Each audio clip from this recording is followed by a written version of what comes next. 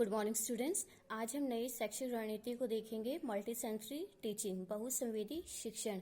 Last class में हमने social learning को कंप्लीट किया था। आज हम नई टीचिंग लर्निंग स्ट्रेटजी को देखेंगे। मल्टी सेंसरी टीचिंग ये दो शब्दों से मिलकर बना है, multi plus sensory. Multi means more than one, एक से अधिक। सेंसरी मीन्स इन्वॉल्व्स और is delivered from the sensor, अर्थात इंद्रियों से दिया जाता है। यानी कि वो ज्ञान, वो शिक्षण, वो अधिगम जिसमें एक से अधिक इंद्रियों का प्रयोग होता है, वो मल्टी सेंसरी टीचिंग कहलाएगी। और इसमें सेंसेस का बहुत ही ज़्यादा महत्वपूर्ण भूमिका है। हम सेंसेस की बात करें तो हमारे 5 सेंसेस इन्वॉल्व रहते ही रहते हैं। जैसे हम बात करते हैं साइट, तो साइट मतलब देखना, और देखने के लिए कौन सा सेंस है? आँख, यानी कि विजुअली। आँख। ऑडिटरी यानी कि सुनना, सुनने के लिए कौन सा सेंस है? कान। टेस्ट स्वाद, इसके लिए जीभ। स्मेल सुगंध, इसके लिए नाक। और टच, इसके लिए हाथ या फिंगर्स। तो ये सेंस और उन सेंसेस के क्या कार्य हैं, यानी कि सेंसरी और उनके क्या सेंसेस और उनके द्वारा क्या कार्य हैं। कि मल्टी सेंसरी टीचिंग वो टीचिंग है जहाँ पर एक से अधिक सेंसेस का प्रयोग किया जाता है।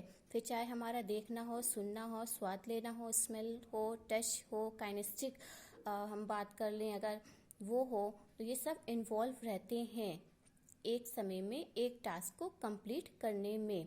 उनकी the effective use of various senses from receiving information from various senses is known as multisensory approach. Means ज्ञान को या सूचना को ग्रहण करने के लिए बहुत सारे सेंसेस का प्रयोग करना एक समय में, जिससे उसकी प्रभावशीलता सुनिश्चित हो सके, वो मल्टी सेंसरी अप्रोच या बहुसंवेदी उपागम कहा जाएगा। Use a multi sensory teaching technique means helping a child to learn through more than one sense. Multi sensory instruction is a way of teaching that engage more than one sense at a time. ये multi sensory teaching वो teaching है, वो instruction है जहाँ पर बालक के अधिगम के लिए एक समय में एक से अधिक सेंसेस यानी कि ज्ञानेंद्रियों का प्रयोग करने पर जोर दिया जाता है। अगर हम बात करें कि किसी भी लर्नर की कि अगर उसके सेंसेस को हमें स्ट्रॉन्ग करना है एट अ टाइम, कि अगर हम उसकी बात करें विजुअली की यानी कि देखना, तो उसके लिए seeing and perceiving through their eyes, यानी कि अपने आंखों से वो देख कर उसको नॉलेज को परसीव करेगा। ऑडिटरी की हम बात करें, जैसा कि सेंसेस में बताया गया है, तो ऑडिटरी में क्या करेगा? वो hearing and speaking through their ears, अपने कानों से सुनेगा, बोलेगा, समझेगा उसको।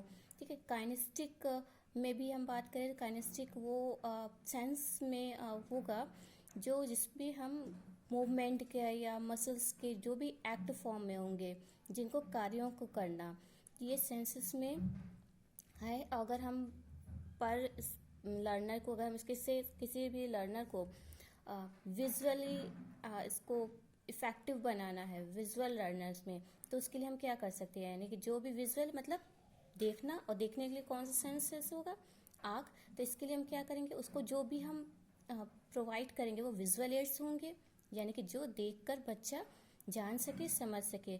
फॉर एग्जाम्पल जैसे कि शब्द हो गए, प्रिंटेड कोई मटेरियल हो गया, ग्राफिक्स हो गई, या पिक्चर्स हो गई, या रियल लाइफ एक्सपीरियंस पिक्चर्स हो गई। ये सब क्या तो लर्नर की कौन सा सेंस स्ट्रॉन्ग करेगा?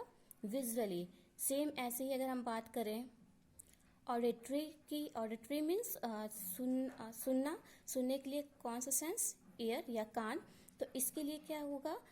इसके लिए जैसे रीडिंग हो गया, लिसनिंग हो गया, जो भी सूचनाएं दे रहे हैं उनका ओरली प्रेजेंटेशन हो गया, डिस्कशन हो गया, क्वेश्चंस हो गए, तो वो सब क्या सुनने से उनके ये सेंसेस भी काम में इफेक्टिव आएंगे।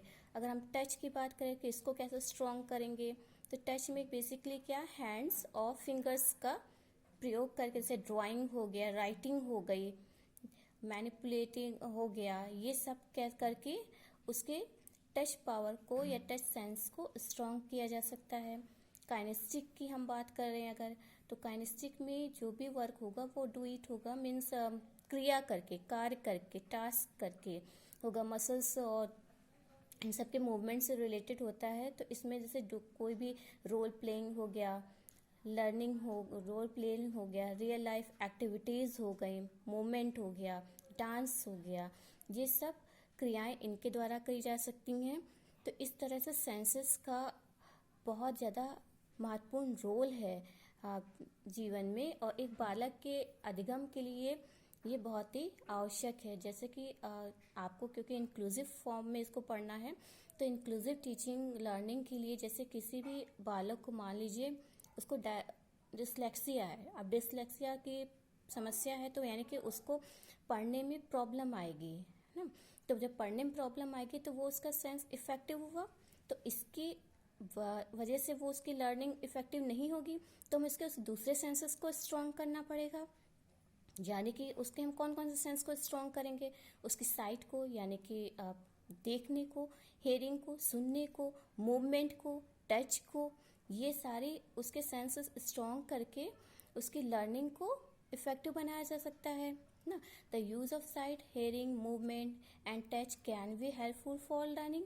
उस बालक के अधिगम को स्ट्रॉन्ग बनाया जा सकता है। अगर किसी की बच्ची को डिसलेक्सिया की प्रॉब्लम है तो उसको वो सेंस इफेक्टिव नहीं है, तो उसके अदर सेंसेस को स्ट्रॉन्ग कर दिया एट अ टाइम, उसके साइट को, उसकी हेयरिंग को, उसको मूवमेंट को, उसको टच को, जिससे उसकी लर्निंग में कोई भी रुकावट ना आए और वो अच्छे से सीख सके। तो मल्टी सेंसरी टीचिंग का यहाँ पर कंसेप्ट ये निकल के आता है कि वो शिक्षण या वो अधिगम जिसमें एक समय में एक से अधिक सेंसेस का प्रयोग किया जाता है, जिससे टीचिंग लर्निंग प्रोसेस या एक बालक के अधिगम को प्रभावशीलता प्रदान की जा सके, वो बहुसंवेदी शिक्षण कहलाता है। इसके आगे का प्रोसेस हम नेक्स्ट वीडियोस में देखेंगे। आज के लिए